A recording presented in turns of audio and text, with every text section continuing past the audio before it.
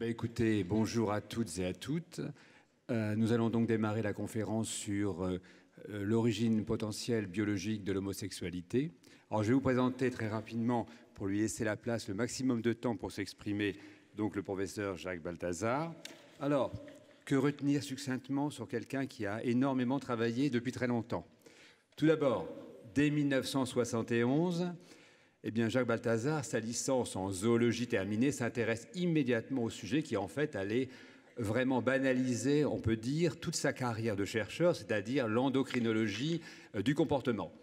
Il va axer très rapidement tous ses travaux sur le contrôle, justement, du comportement reproducteur, et on pourrait dire presque exclusivement sur des modèles au départ aviaires. Ceci dit, alors de retour, on pourrait dire à Liège en 1979, après l'obtention d'un doctorat en sciences zoologiques à l'université de Liège en 1977 et un petit passage en outre-Atlantique 1 an au New Jersey, eh bien, on peut dire qu'il y a un vrai changement qui va se produire, mais en fait un changement, on pourrait dire, dans la continuité, je m'explique. Il va délaisser l'endocrinologie du comportement pour en fait aller vers la neuroendocrinologie du comportement. Alors, Jacques Balthazar est l'auteur, on pourrait dire, de plus de 450 articles et revues scientifiques qui ont été cités, on pourrait dire, au moins plus de 18 000 fois. Vous voyez, c'est énorme. Il est membre du comité éditorial de plusieurs revues internationales. Il a été co-éditeur en chef de la revue Frontières en neuroendocrinologie de 2006 à 2016. Il fut président de 2003 à 2005 de la Société pour la neuroendocrinologie comportementale et il a été élu en 2016 Fellow de l'Association américaine pour le progrès de la science dans la section sciences biologiques. Bon, ceci étant, qu'est-ce qu'on pourrait dire? Eh bien, rechercher, on peut dire les causes de l'homosexualité, ça ne date pas d'aujourd'hui. Vous savez toutes et toutes, en fait, qu'il y a deux théories, on peut dire, prédominantes pour expliquer l'homosexualité, l'orientation sexuelle en tout cas. C'est une théorie, tout d'abord, essentialiste, c'est-à-dire, on est homosexuel, on ne le devient pas. L'autre théorie principale, c'est que, eh bien, on ne naît pas homosexuel, c'est la théorie constructiviste, c'est-à-dire qu'on va le devenir, c'est une espèce de phénomène historique, on pourrait dire, personnel et social. En fait, c'est plus spécifiquement dans le cadre de la théorie essentialiste que vont pouvoir trouver sa place, si vous voulez, les travaux de Jacques Balthazar. Alors, l'homosexualité serait donc déterminée par des facteurs biologiques déterminants. Eh bien, je lui laisse comment expliquer tout ça, je lui laisse la parole. Voilà. Merci beaucoup pour cette introduction et pour l'invitation à venir me présenter ici. Donc, le résumé en une petite demi-heure du livre que j'ai publié en 2010 maintenant, qui s'appelait Biologie de l'homosexualité. On est homosexuel, on ne le devient pas, donc on ne choisit pas de l'être. C'était en réponse à un livre de Stéphane Clerget à l'époque qui défendait la thèse contraire. Alors, ce que je vais faire ici, donc l'introduction et le titre est présenté sous forme de questions, mais je vais essayer de vous convaincre pendant le temps qui m'est imparti du fait que la réponse à cette question est effectivement oui. Alors, ceci va bien entendu à l'encontre de toutes les autres théories qui sont largement répandues et très largement acceptées, en particulier en France, je m'en rends bien compte, et qui sont des théories qui expliquent l'homosexualité soit par des apprentissages précoces, du style éthologique, imprégnation précoce, soit behavioriste, apprentissage de façon plus large, soit les théories constructivistes, donc la société déterminerait l'identité et l'orientation sexuelle, et enfin toutes les théories freudiennes, complexe d'Oedipe mal résolu, interaction inappropriée avec les parents. Alors toutes ces théories sont bien évidemment cohérentes et elles sont plausibles. Le seul problème, c'est que quand on les confronte à la réalité, on se rend compte qu'il n'y a absolument aucun support pour ces théories et il y a même des données épidémiologiques qui démontrent que ces théories sont fausses. Alors la première chose qu'on sait, c'est que dans toutes les sociétés, pratiquement, il y a quelques exceptions peut-être, mais dans toutes les sociétés, on a de l'homosexualité masculine, c'est celle qui est la mieux connue, et elle se produit toujours avec des fréquences d'occurrence qui sont grosso modo les mêmes. On est toujours dans une fourchette de 2 à 10%, de 2, 3 à 10%. Quand on se rend compte des marges d'erreur qui sont possibles, ben évidemment, c'est à peu près constant. On se rend compte aussi que les expériences précoces n'ont aucun rôle parce qu'il y a toute une série de civilisations dans l'Asie. Attendez, il faut que je fasse marche arrière. Marche arrière. Voilà. Il y a toute une série de civilisations en Asie où l'homosexualité des garçons pendant l'adolescence est la règle, et on se rend compte qu'à l'âge adulte, on n'a pas une plus grande incidence d'homosexualité. Donc Pilot, par exemple, tous les garçons ont des relations homosexuelles avant mariage, et il n'y a pas d'incidence d'homosexualité plus grande. Et on sait également que les enfants qui sont élevés sans père, par exemple, les familles uniparentales où la mère élève un garçon seul, ne conduisent pas à une incidence d'homosexualité plus grande, contrairement à ce que prétendraient les théories freudiennes. Alors je voudrais donc vous proposer une explication alternative de l'homosexualité qui sait que ça serait quelque part une modification du processus normal de différenciation sexuelle. Il est bien entendu évidemment que les hommes et les femmes diffèrent par leurs attractions sexuelles, et l'homosexualité serait donc une inversion de ces attractions. Alors tout ça nous amène à considérer évidemment qu'il existe des différences entre sexes dans l'espèce humaine. Alors c'est aussi un concept qui est relativement disputé. Bon, il est bien entendu que cette audience ne doutera pas qu'il existe des différences morphologiques entre hommes et femmes au niveau des structures génitales. Ces différences affectent également des caractères sexuels secondaires, bien entendu. Moins connu est le fait qu'il y a des différences dans la structure du cerveau. De nombreux groupes neuronaux sont plus ou moins développés chez l'homme et chez la femme. Les connectivités entre cerveau masculin et féminin sont également extrêmement différentes. Je n'ai pas le temps de m'attarder sur le détail. Pratiquement toutes les pathologies du système nerveux sont sexuellement différenciées, donc apparaissent avec des fréquences d'occurrence qui sont différenciées chez hommes et femmes.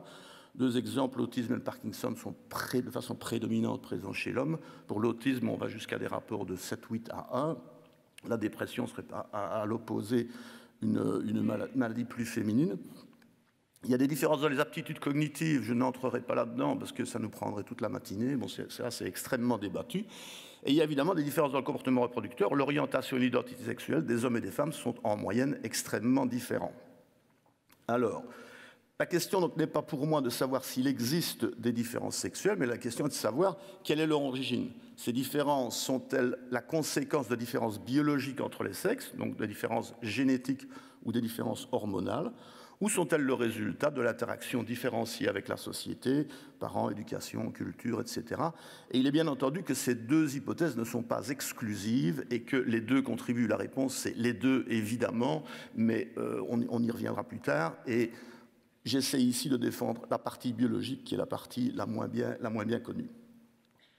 Alors, pour essayer d'expliquer ces différences entre hommes et femmes, il faut se référer à des modèles expérimentaux. Il est bien entendu impossible d'expérimenter dans l'espèce humaine. On ne peut pas castrer des jeunes enfants, traiter des mères avec de la testostérone pour voir quel serait le résultat. Donc, ce qu'on sait chez l'homme dérive d'une part d'études épidémiologiques et d'études de cas cliniques, et d'autre part d'études qui ont été réalisées chez l'animal. Alors, je fais une petite, même une grande incise ici pour vous expliquer ce qu'on sait chez l'animal, parce que c'est absolument critique pour comprendre ce qu'on voit chez l'homme.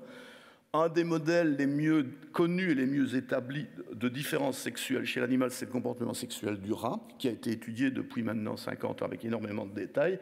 Et donc, si vous mettez un rat mâle avec un rat femelle en contact, vous allez voir les deux animaux qui vont réaliser des comportements très différents. Donc, le mâle va faire des investigations olfactives de la région génitale de la femelle, va monter, faire des intromissions, des toilettages péniens. La femelle, elle, adopte une position de réceptivité sexuelle qu'on appelle la lordose. Bon, et finalement, on aboutit à l'accouplement. Alors ça, c'est bien connu depuis des siècles. On pensait également que la différence entre mâle et femelle résultait presque exclusivement de la différence d'état hormonal. Plus de testostérone chez le mâle, plus d'œstradiol, progestérone chez la femelle. En fait, on s'est rendu compte qu'il n'en est rien, parce qu'on peut castrer les mâles et ovariectomiser les femelles et puis les traiter avec le même régime hormonal, et on se rend compte que ces différences restent présentes. Donc ce que vous montre ici le diagramme, c'est que si vous avez un mâle génétique qui arrive à l'âge adulte, une femme génétique qui arrive à l'âge adulte sans aucun traitement intermédiaire, si vous traitez les animaux avec une séquence de progestérone, d'œstradiol suivie de progestérone, qui est la séquence normale pendant le cycle ovarien, vous allez vous rendre compte que les femelles vont réaliser ces comportements de lordose que je vous ai montrés, mais les mâles ne les réaliseront jamais. Il est impossible d'induire de la lordose chez un mâle avec un traitement hormonal qui induit la lordose chez une femelle. Et ces mêmes animaux, vous arrêtez les traitements avec des hormones féminines, vous remplacez par un traitement à la testostérone, il y a confusion de boutons. Voilà. Vous remplacez par un traitement à la testostérone et les mâles vont maintenant commencer à montrer toute cette suite de comportements que je vous ai présentés, alors que les femelles ne le montreront que peu ou pas. Donc ça veut dire que ce n'est pas le type d'hormone qui est présent à l'âge adulte qui va déterminer ce que va faire l'animal, mais c'est par contre le type d'hormone auquel l'animal a été exposé pendant la vie périnatale. Et chez le rat, cette période, c'est la dernière semaine prénatale, la première semaine postnatale. C'est un détail, ça varie d'une espèce à l'autre. Et donc, je reprends ici la même dia, mais qui c'est substantiellement compliqué. Donc, vous avez toujours vos animaux qui n'ont pas eu de traitement embryonnaire et qui, donc, viennent des mâles, qui ne font pas de comportement femelle et font du comportement mâle avec les hormones femelles et les hormones mâles spécifiquement. Ici, vous avez les femelles. Si vous traitez des femelles génétiques avec de la testostérone ou avec de l'œstradiol, bon, l'action se produit via transformation de la testostérone en œstradiol dans le cerveau, c'est un peu compliqué. Mais si vous traitez ces femelles avec de la testostérone, elles vont être masculinisées et deviennent donc incapables de montrer de la lordose en réponse à l'œstradiol-progestérone, mais vont maintenant montrer des comportements sexuels de type mâle parfait en présence de testostérone.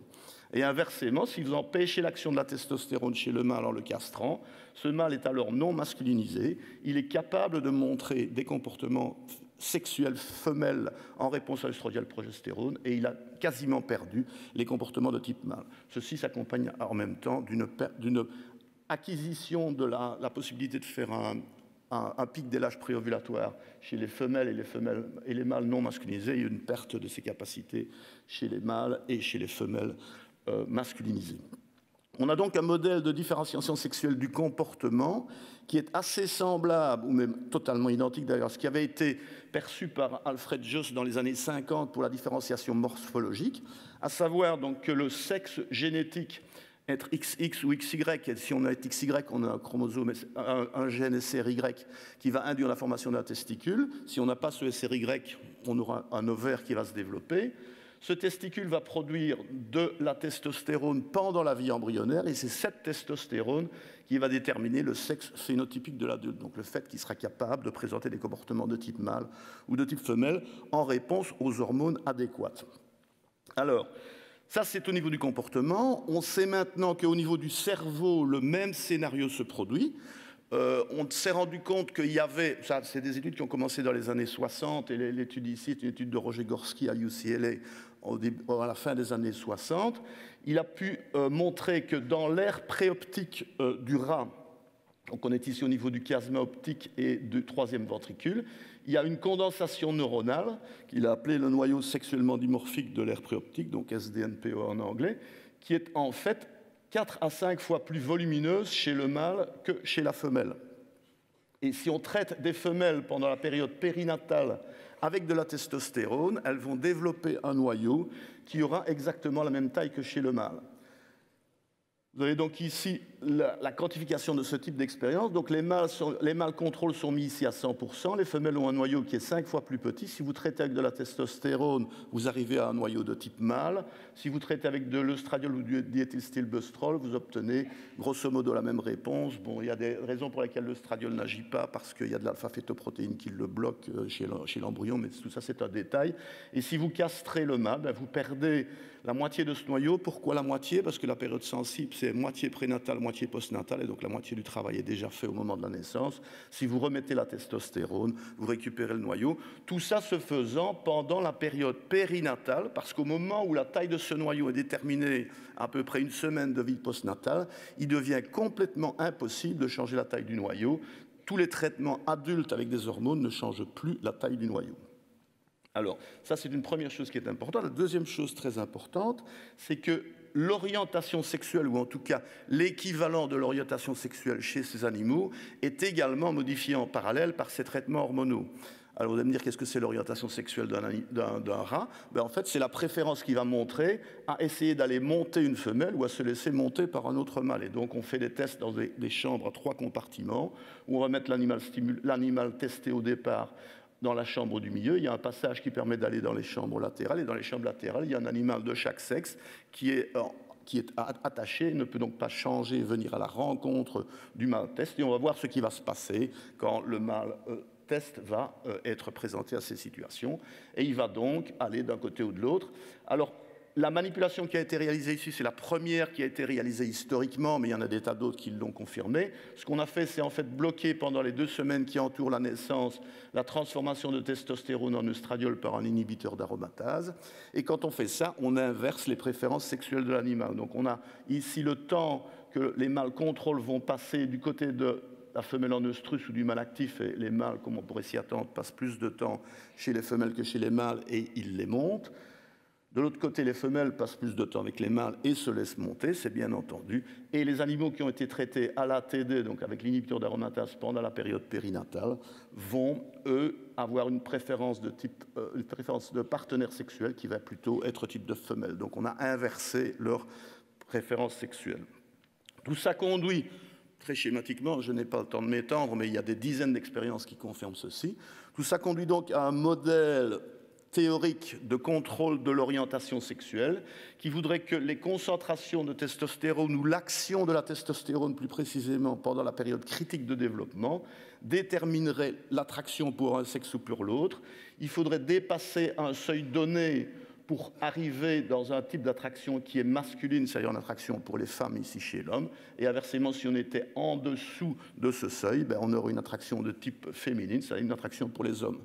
La biologie étant ce qu'elle est, et les mécanismes biologiques n'étant jamais parfaits et totalement déterministes, il y aura un certain chevauchement entre les distributions de testostérone et d'action de la testostérone qui ferait que les animaux de type mâle qui seraient en dessous de la courbe deviendraient des hommes homosexuels, et inversement, les animaux ou les individus humains de type de sexe féminin qui seraient au-dessus de la courbe deviendraient homosexuels également. Alors ça, évidemment, c'est basé sur les animaux. Quand sait-on, est-ce que tout ça s'applique à l'homme? Alors, la première chose qu'il faut dire, c'est que les stéroïdes sexuels sont exactement les mêmes chez l'homme que chez le rat. Ils circulent à des concentrations identiques et leurs récepteurs dans le cerveau sont présents au même site avec, grosso modo, les mêmes concentrations, les mêmes niveaux d'expression. Alors, ces stéroïdes, on le sait, ont des effets morphologiques et comportementaux différenciateurs. Alors les effets morphologiques, il est probable que cette assemblée est bien au courant de ce qui se passe. Bon, on démarre évidemment avec un embryon qui a des structures génitales qui sont non différenciées, sous l'influence de la testostérone, ou plus précisément de la 5-alpha-dihydrotestostérone qui en dérive. Le tubercule génital va se transformer en pénis et les replis génitaux vont se transformer, vont fusionner, former un scrotum. En l'absence de testostérone, on aura des structures génitales qui ressembleront plus à ce qu'elles étaient dans le stade indifférencié, qui sont les structures femelles. Alors, comment sait-on que ça se produit chez l'homme également? On peut le manipuler chez l'animal, mais on a chez l'homme 2 cas très clairs, évidemment, où on sait que la testostérone est appliquée. Chez les filles qui souffrent, donc les individus XX qui souffrent d'hyperplasie des glandes surrénales, on a une surproduction d'androgènes et ces filles naissent avec des replis génitaux partiellement fusionnés et un micropénis, voire dans les cas les plus graves, avec un pénis parfaitement formé. Donc ceci, c'est un pénis de fille CAH. Ces filles, on les repère dans nos sociétés, en tout cas très rapidement à la naissance, parce qu'elles ont des problèmes métaboliques également. On les opère, on réouvre l'ouverture vaginale et on les élève en principe comme filles. Ce sont les cas les plus intéressants pour les études qui nous concernent. Inversement, il y a des XY qui ont une complète insensibilité aux androgènes. Ces XY ont des structures génitales et une morphologie qui est intégralement féminine. Évidemment, il y a des photos qui sont absolument impossibles à distinguer homme d'une femme. Alors ça, c'est de la morphologie, mais alors au niveau comportement, c'est beaucoup moins connu, mais en fait, ces filles CH, donc ces filles qui ont été exposées à trop d'androgènes pendant la période embryonnaire, sont aussi masculinisées d'un point de vue comportemental. Alors je vous montre juste 2 exemples, mais il y en a des dizaines qu'on pourrait citer. Ces filles sont étudiées depuis très très longtemps et avec beaucoup de détails. On sait par exemple que les dessins réalisés par les enfants à l'âge de 5 ou 6 ans sont sexuellement différenciés.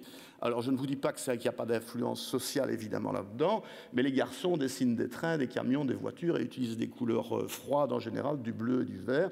Les filles dessinent des personnages, des papillons, des soleils et utilisent des couleurs chaudes, du rouge et du jaune. Alors, je sais que ça a l'air d'être un stéréotype, mais ce qui se passe, c'est que ces filles CAH ont des dessins qui sont extrêmement masculinisés. Ceci, c'est une étude qui a été réalisée au Japon et qui a été confirmée depuis.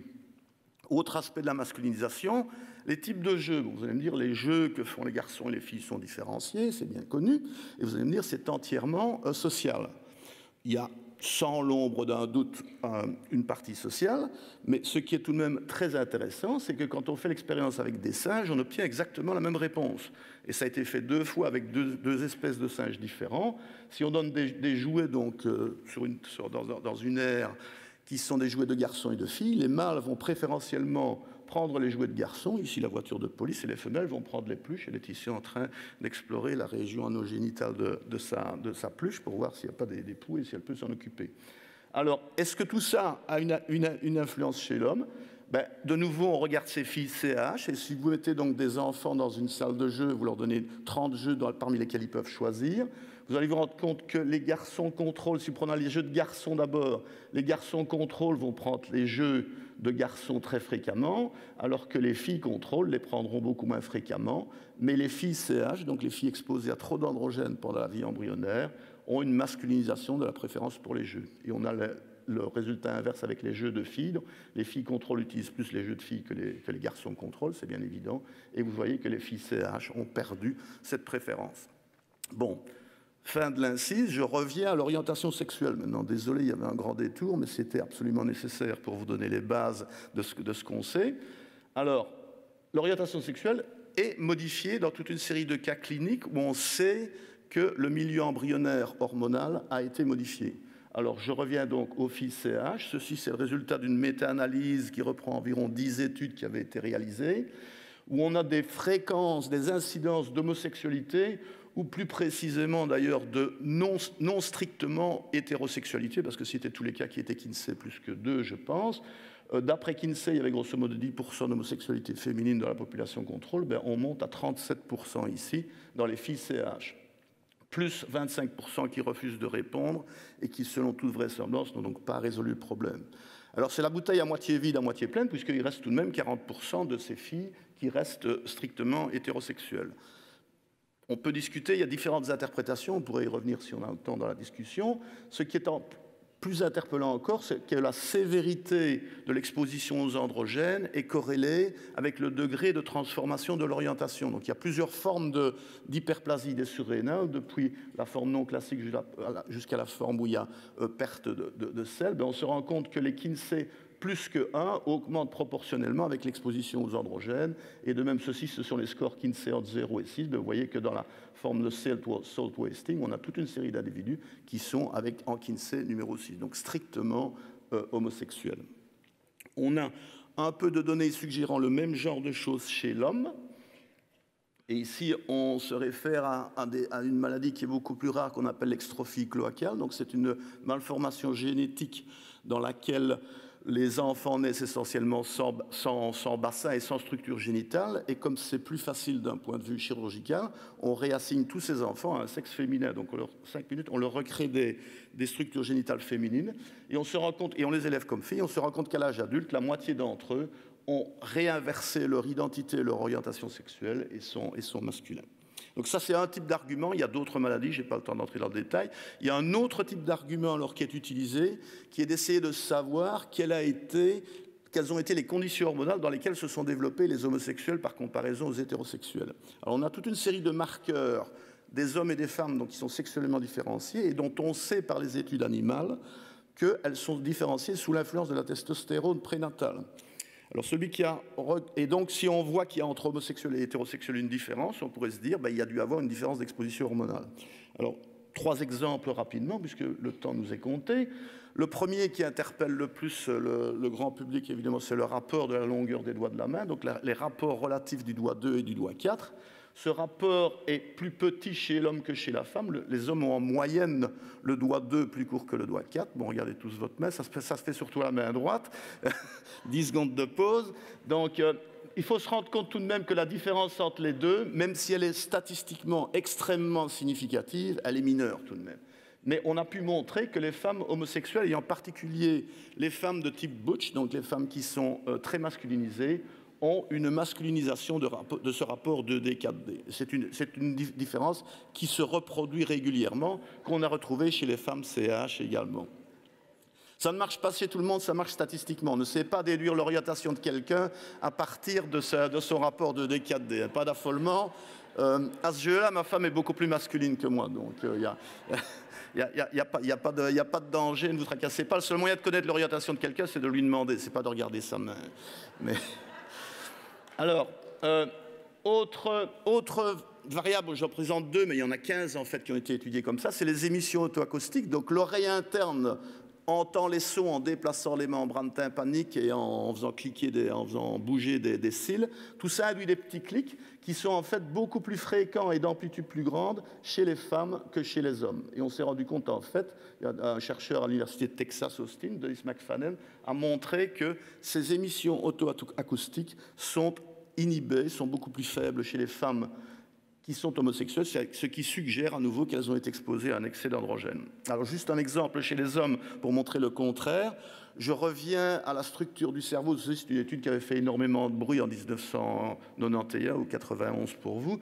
Simon Levet a montré sur une population d'homosexuels californiens que la taille du noyau sexuellement dimorphique de l'aire préoptique, donc c'est cette zone qui se différencie chez l'animal sous l'influence de la testostérone prénatale, mais on ne sait pas chez l'homme évidemment, mais on a des raisons de supposer que c'est la même chose. Cette structure est de taille féminine chez les homosexuels. À nouveau, évidemment, ce n'est pas un déterminisme total. Vous voyez que ce sont les points individuels ici. Vous voyez qu'il y a de la variance d'un individu à l'autre. Et on avait imaginé aussi que c'était dû au sida, parce que tous les homosexuels morts, enfin dont les cerveaux sont devenus disponibles dans les années 90 en Californie étaient morts du sida, mais en fait on voit que même dans les hétérosexuels, il y avait déjà quelques cas de sida et ils sont répartis dans toute la distribution aussi. Donc tout ceci suggère que l'exposition aux androgènes pendant la vie prénatale est capable de moduler, modifier, déterminer en partie ou en tout l'orientation sexuelle. Maintenant, ceci ne fait que reporter le problème d'un cran évidemment, et j'ai une dernière dia qui pourrait être elle-même l'objet d'un autre exposé, mais bon, on n'entrera pas là-dedans. Pourquoi, évidemment, cette exposition hormonale est-elle modifiée? Alors, il y a plusieurs thèses qui ont été suivies. Le stress prénatal, le stress de la mère, induit des défauts de masculinisation chez le rat, et on a des données épidémiologiques chez l'homme, enfin, on a une étude épidémiologique chez l'homme montrant qu'il y a eu une augmentation d'incidence d'homosexualité chez les garçons nés en 44-45 à Berlin, ce qui suggérerait peut-être le même mécanisme. Il est bien sûr que les traitements ODES et autres traitements hormonaux et les perturbateurs endocriniens pourraient jouer un rôle, mais on n'a pas de données actuellement, sauf pour le DES, où on a des études montrant effectivement une grande augmentation d'incidence d'homosexualité féminine chez les filles nées de mères traitées au DES. Il y a aussi toute une partie d'études génétiques, évidemment. On a pu très bien montrer, il y a des tas d'études démontrant que l'homosexualité est en partie héréditaire, donc il y a plus d'homosexuels dans les familles où il y en a déjà. Il y a plus de concordance d'orientation sexuelle chez les jumeaux univitellins que chez les faux jumeaux. Donc tout ça montre qu'il y a une hérédité potentielle. Cette hérédité est en partie liée à la zone télomérique du chromosome X, la région qui s'appelle XQ28. Et de façon intéressante, on a montré récemment que dans cette région, il y avait un gène ici qui s'appelle MAGE A11, qui est en fait étudié dans le cadre du cancer, mais c'est un gène qui module l'activité du récepteur aux androgènes. Donc, on pourrait très bien imaginer que cette interaction de génétique et hormones se ferait via des mutations ou des modifications de ce gène MAGE qui modulerait l'action de la testostérone sur le cerveau. D'autres sites chromosomiques ont été identifiés, des modifications épigénétiques ont maintenant été identifiées chez les mères d'homosexuels. Une minute. Et l'effet grand frère, donc si vous avez des frères plus âgés que vous qui sont nés de la même mère, vous avez une augmentation de l'incidence d'homosexualité masculine de 33% pour chaque frère plus âgé né de la même mère. C'est probablement un phénomène immunologique. J'utilise les 50 secondes qui me restent pour vous parler maintenant d'une chose très intéressante qui vient de sortir l'année dernière et qui est une étude réalisée par Melissa Hines. Donc c'est cette fille qui s'intéresse aux enfants CH, donc aux enfants, aux filles qui ont été exposées à trop d'androgènes prénatalement.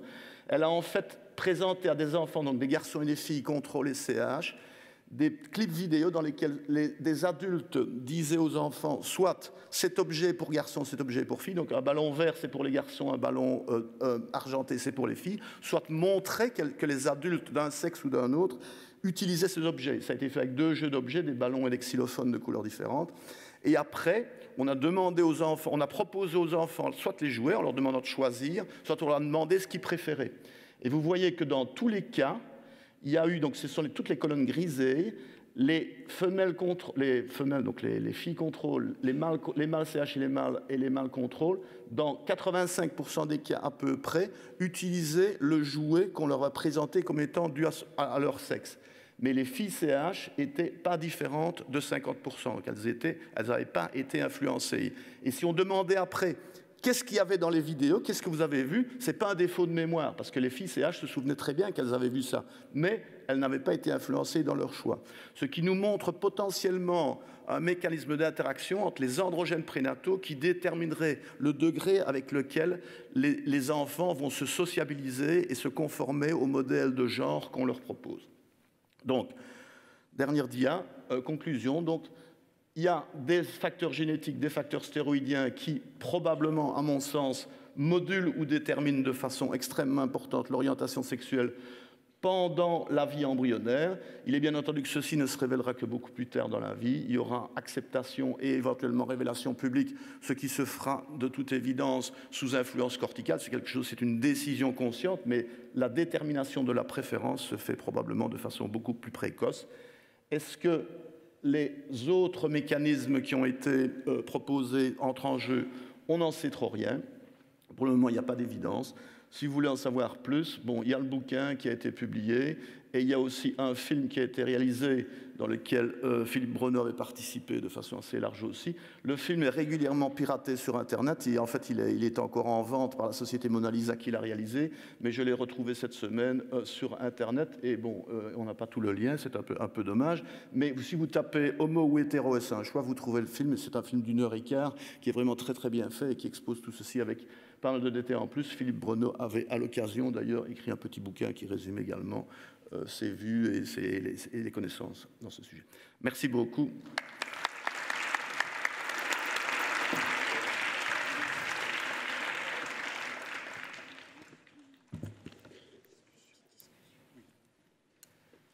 Eh bien, merci beaucoup. Alors, que dire après tout ça? Je suis tout à fait d'accord avec vous qu'il est très important que pour nous tous les professionnels, nous soyons au courant de ces différentes, mécanismes biologiques à l'origine potentielle de l'homosexualité. Alors ceci dit, pour certains, notamment par rapport à ça, connaître ça, tout au moins le prouver et le trouver, serait a priori une façon, on pourrait dire, de conduire à une meilleure compréhension et acceptation de l'homosexualité par rapport à la population générale, et également, à la limite et potentiellement, permettre aux sujets concernés, s'il y a souffrance, de diminuer cette souffrance, si je comprends bien. Alors, je vais vous poser, juste pour démarrer un petit peu la discussion avec la salle, une question un tout petit peu provocatrice. On peut se poser la question si, en fin de compte, réussir à prouver ça, ça ne peut pas être dangereux. Je m'explique. Est-ce qu'il n'y a pas un risque d'imaginer petit à petit, par rapport à ça, les implications d'une telle découverte, compte tenu des dérives de l'eugénisme qui a déjà pu avoir au XXe siècle, et même avant, et qui pourrait toujours se prouver, et éventuellement arriver? Qu'en pensez-vous? Mais je suis tout à fait conscient du problème, évidemment. Il est clair que il y a plusieurs dérives potentielles qui peuvent être associées à ce genre d'études et de découvertes. Au niveau hormonal, il serait potentiellement imaginable d'injecter toutes les mères porteuses d'enfants de sexe mâle avec de la testostérone. Ça a été effectivement proposé par Günther Dörner, qui est le gars qui a fait l'étude épidémiologique à Berlin. C'était dans le contexte de l'Allemagne de l'Est des années 60, et il avait des contacts très proches avec le pouvoir, donc c'était pas quelque chose de théorique.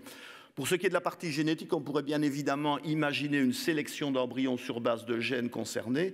Maintenant, il faut se rendre compte que toutes les études génétiques qui ont été faites impliquent un certain nombre de régions chromosomiques, mais c'est en général multifactoriel. Il y aura au moins, s'il n'y a pas au moins 10 ou 20 gènes, il n'y en a aucun. Parce que s'il y avait un gène, on le saurait, on l'aurait trouvé. Il y a des gens qui cherchent, Eric Villain en Californie, cherche ce ou ces gènes depuis 25 ans, avec des moyens qui sont absolument colossaux, et il ne les a pas trouvés. Ça veut donc dire que c'est multigénique. Alors si vous commencez à éliminer tous les embryons qui ont un marqueur potentiel de probabilité d'homosexualité, il n'y en a probablement aucun qui va passer le test, donc vous n'aurez plus jamais d'enfants là. Donc le risque est tout de même modéré. Mais évidemment, c'est quelque chose qu'il faut tenir à vue, mais c'est vrai de toute découverte scientifique et de toute découverte concernant les mécanismes biologiques du comportement et à tous les autres niveaux d'ailleurs. Ok. Alors, je suppose qu'il y a des questions. Merci Jacques Balthazar. Comme j'ai une culture psychanalytique, j'essaie de me défendre contre ce que tu viens de montrer et de retrouver quand même les éléments éducationnels, historiques de l'individu dans la constitution de l'identité sexuelle. Ma question est la suivante. Si on te suit, on devrait retrouver deux choses qui viendraient corroborer l'hypothèse que tu viens de développer. La première concerne les jumeaux ayant été dans une même mère au même moment et subissant les mêmes influences hormonales et xénoœstrogènes. On ne devrait pas avoir beaucoup de dissociation entre les orientations sexuelles. Or, il y en a beaucoup. Et donc, on sait qu'il y a des jumeaux où l'un est homosexuel et l'autre ne l'est pas. La deuxième question est la suivante. Si c'était vrai ce que tu dis, il y aurait des fluctuations épidémiologiques du nombre d'homosexuels historiquement dans les sociétés, avec l'influence, par exemple, de xénoœstrogènes. On devrait voir aujourd'hui augmenter, par exemple, l'homosexualité. Or, d'après ce que j'ai lu, ce n'est pas le cas. Et donc, ces deux contre-arguments, quelles sont les réponses que tu pourrais y apporter ?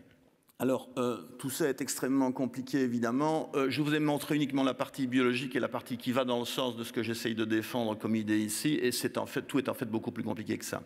Alors, je vous ai dit une fois au moins dans mon exposé que la bouteille était à moitié pleine et à moitié vide, et chacun des facteurs qui ont été identifiés sont des facteurs qui expliquent une partie de la variance, mais aucun ne permet de prédire l'orientation sexuelle d'un individu avec certitude. Alors, on ne sait pas si il faut que plusieurs facteurs entrent en cause, génétiques et hormonaux par exemple, pour induire une probabilité de 100%, ou s'il faut que ces facteurs prénataux interagissent avec des aspects spécifiques de l'environnement postnatal pour obtenir un résultat donné. Et c'est ici que les données de la dernière Diane Melissain sont intéressantes. Alors pour venir spécifiquement à la question maintenant, le cas des jumeaux univitellins est évidemment très intéressant et on montre que les univitellins sont plus souvent concordants que les non-univitellins. C'est à peu près 50% versus 16%. Mais ce n'est jamais que 50% et pas 100%.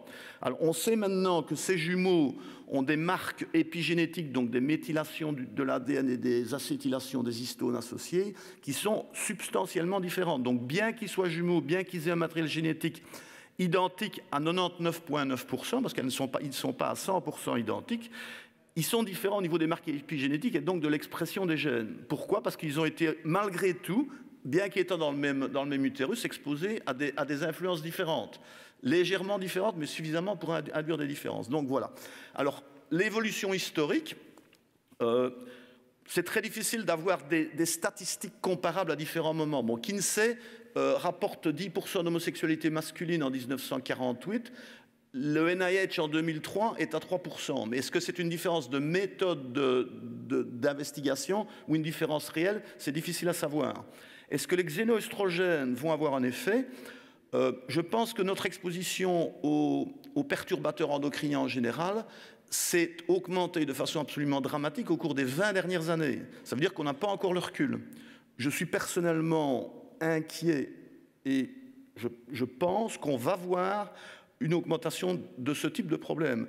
Le problème, c'est qu'il faut encore 20 ans pour le savoir. On sait déjà qu'on a une augmentation des hypospadias, par exemple. Ça a été multiplié par 4 ou 5 aux États-Unis, ce qui est un signe que cette exposition à des perturbateurs endocriniens a un effet hormonal dans l'espèce humaine.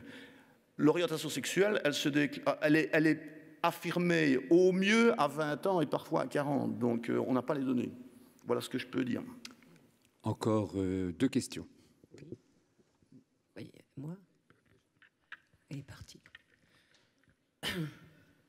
J'ai un micro. Ah.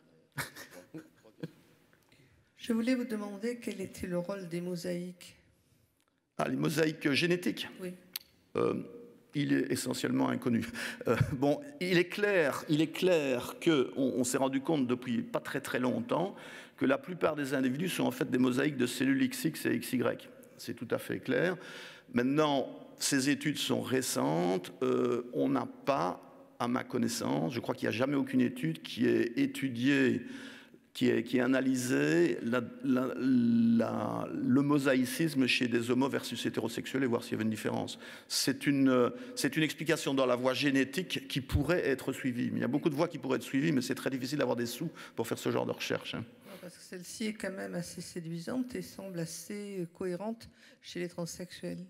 Oui, mais je voudrais revenir aussi, je n'ai pas parlé d'identité sexuelle ici, je parle d'orientation, l'identité est contrôlée. Quelque part, il y a parfois... Il y a parfois, mais enfin, la transsexualité, c'est 1 sur 10 000, 1 sur 30 000. L'homosexualité, c'est quelques pourcents. Hein, donc, il ne faut pas les mélanger nécessairement, mais il y a parfois des croisements. Tout à fait d'accord. C'est une bonne idée, mais si vous avez l'occasion de vous attaquer au problème, ce serait parfait.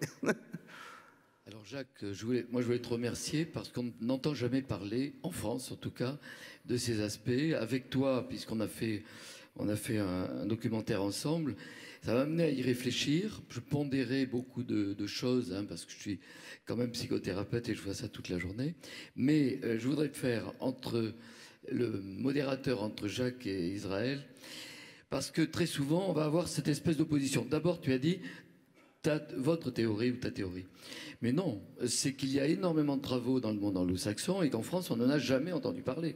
Il est impossible, par l'influence de la psychanalyse, de dire la moindre chose. D'ailleurs, il disait que c'est en répondant au livre de Stéphane Clerget. Le livre de Stéphane Clerget est hallucinant. Et c'est quelqu'un que j'aime bien. Il est hallucinant. Il donne 25 hypothèses psychorelationnelle de l'homosexualité. Et il dit si la première n'est pas bonne, c'est la deuxième, c'est la troisième. Il n'y a aucun travail scientifique qui ont montré la prévalence dans l'hypothèse freudienne. Si, il y a un travail qui a été fait, qui a essayé de voir si, dans l'homosexualité masculine, sur des grandes populations, il y avait plus de présence de la mère et d'absence du père. Et on l'a trouvé chez 30% des homosexuels masculins, et dans une population témoin d'hétéros, on en a trouvé autant. C'est-à-dire qu'il n'y a aucune... La théorie freudienne est importante. D'ailleurs, tous les jours, on est confronté à des histoires, moi, qui m'y font penser. Ce que dit Jacques, c'est simplement des choses qui sont très connues en dehors de la France, qui sont des réalités. Il n'y a pas, mais je vais le résumer comme ça, il n'y a pas un gène de l'homosexualité, il n'y a pas une hormone de l'homosexualité. Tu montres très bien que c'est l'influence prénatale et jamais après les expériences quand on a voulu androgénéiser certains pour les rééduquer, ça ne marche pas. Par contre, la chose est plus complexe. Il y a l'histoire de la personne, c'est évident. C'est vrai qu'il y a des facteurs et je te poserai juste une question. Ça complète ce que disait Mireille. Qu'est-ce que tu penses du microchimérisme pour expliquer, par exemple, notamment les grandes fratries? Oui, mais c'est pas, c'est le... Oui, tu l'as posé dans le sens, oui. Alors le microchimérisme, donc ce serait le mosaïcisme qui expliquerait l'effet grand frère. Oui, oui, donc par le passage de cellules qui se transmettraient. Ça n'a pas été exclu, disons. Ce qu'il y a pour le moment, c'est la seule explication de l'effet grand frère qui tienne la route et qui soit actuellement étudiée, c'est que la mère développerait au cours des grossesses successives des anticorps contre une protéine qui est une protéine masculine exprimée par le cerveau et se retrouvant dans le liquide amniotique. Alors, il y a en fait 6 ou 7 protéines qui sont potentiellement dans le cas et qui sont actuellement envisagées, mais c'est très difficile de faire des études, évidemment. On a l'air de dire que non, mais le mosaïcisme n'a pas été étudié à ma connaissance, mais peut-être que j'ai pas vu un travail. Hein. Bien, écoutez, on va clore un peu cette conférence. Ce que je pourrais dire pour conclure, si je peux me permettre, écoutez, il y a plein de choses très intéressantes qui ont été dites. Merci en tout cas, un grand merci à vous, M. Balthazar, pour nous avoir apporté ces lumières. Mais je pense que ça pourrait être, je pense franchement, l'occasion d'un symposium beaucoup plus large à de prochaines assises où on pourrait éventuellement écouter les différentes hypothèses explicatives. Merci à vous tous et toutes.